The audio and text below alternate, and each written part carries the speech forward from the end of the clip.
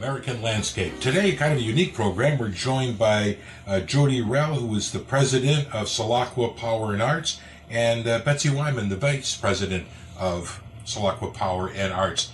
And I think what you're going to hear about today is something that you probably haven't heard about before, and I'm sure you're going to be hearing a lot about in the future. Betsy and Jody, welcome to the microphone. Who wants to start off and explain what this unique combination of technology and art and forward thinking is? Okay, I guess I'll start. Solaqua Power and Art is basically a campus right now in Chatham, New York at the old Columbia Boxboard Mill. The mill contains 100,000 square feet of space. It's sited on the Stony Kill Creek, and we've started in a separate 20,000 square foot building, which I purchased the property to house my manufacturing business of Kling Magnetics.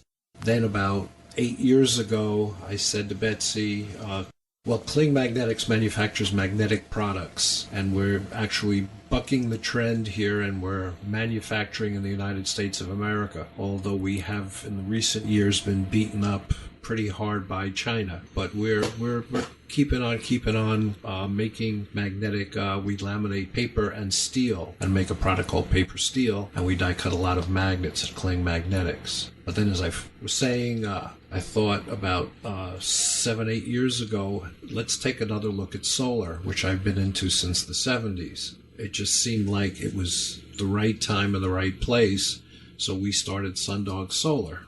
All right, so SunDog Solar is a solar installation company. Our company installs photovoltaic panels and solar thermal hot water systems, as well as installing spray foam installations. We also do comprehensive home assessments. So that's kind of the nutshell of our SunDog Solar business. And we started in 2004, and we've grown every single year. In fact, even in the past couple of years where the economy's been so bad, our company has been growing because the solar industry has been growing throughout New York State. Okay, so up to now, we've heard about a company that is into solar technology, both as development and as installation and practical use. Tie in the art part.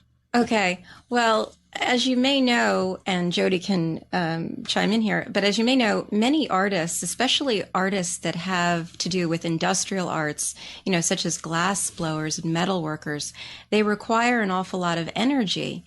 But typically, artists don't have a lot of money to spend on energy, and it's a limiting factor in how much they can grow. And so we wanted to create a center that was powered by renewable energy that could accommodate industrial arts as well as be a center of renewable energy. And we could not only have the industrial arts and artists at the facility, but we could also teach the public about what is renewable energy and how renewable energy is helping this process. The term that you hear a lot of times from the public is that, well, these green energy sources, renewable, it's not really practical. Yeah, you have a model that sounds extraordinarily practical if you can provide solar power for heavy industrial art type projects. It would seem to me that makes it very practical. Jody, am I correct in that? Well, I was just reading, I think last week, that for every dollar that goes into renewable energy, there's actually $5 going into subsidizing the use of petroleum fuel, the use of oil and fossil fuels, going to the oil and coal industry. So if we could turn that around and get some serious subsidies into solar, continue what we're doing.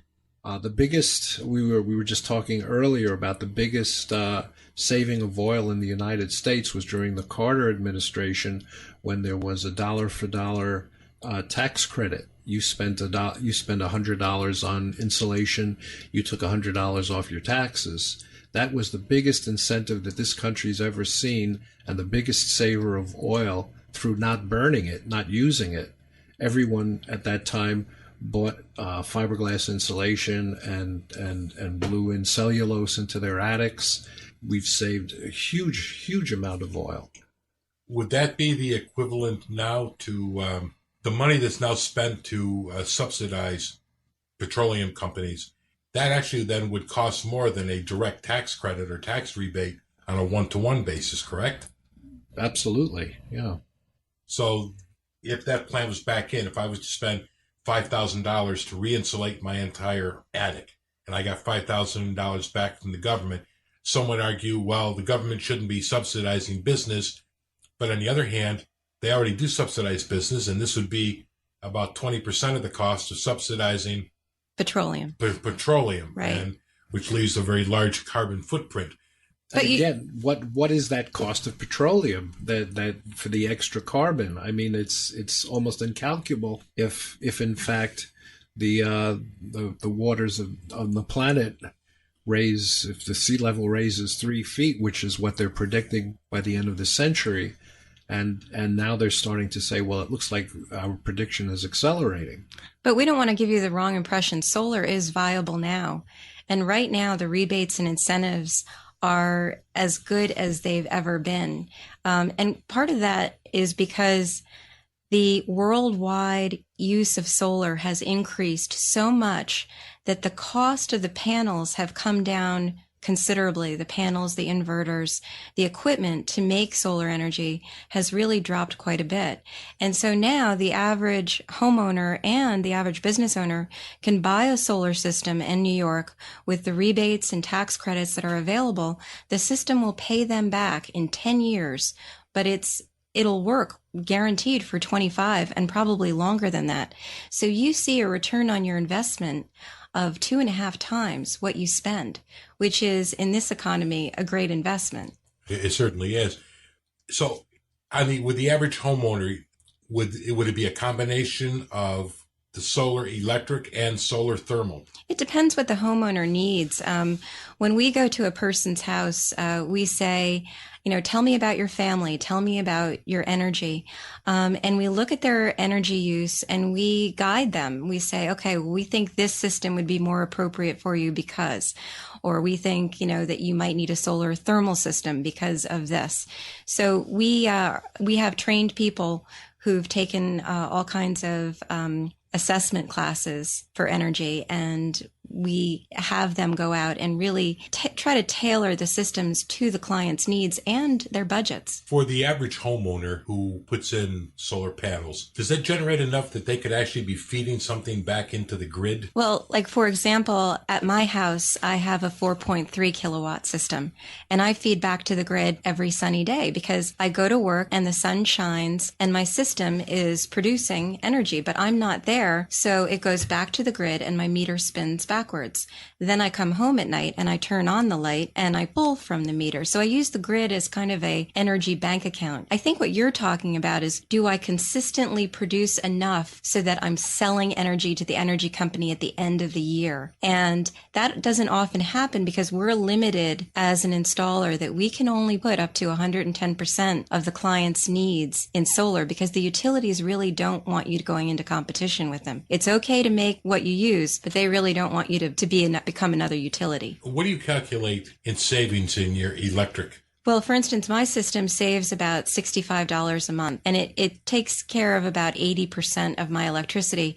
And one thing that people have to understand about solar, I think as Americans, we want something to take care of everything. We want 100%. And a lot of times with solar, it's going to take care of a portion of your electricity. It may not take care of 100%. The rebates only go up to a certain amount. And so we want to get a system that's most economical for you. Let me throw this out with current solar technology. Obviously, we have the most sun, the longest period of sun in the hottest months of the year. Yes. Does the solar offset the added cost of air conditioning? It can, sure. I mean, that's the best part of solar electric is when you have the most electricity being made, that's when the grid needs it the most. That's when we're using the most for our air conditioning. With solar thermal, people want to heat their houses with solar thermal, but when you need that heat the most in the wintertime, unfortunately, that's when we have the least amount of sunlight available. So solar thermal is a really good application for heating what we call in the shoulder months in October and then February, March, April, where it's still cold, but we get some nice sunshine. The months of November, December, and January aren't very sunny, so you don't get a lot of bang from your system at that time. But you get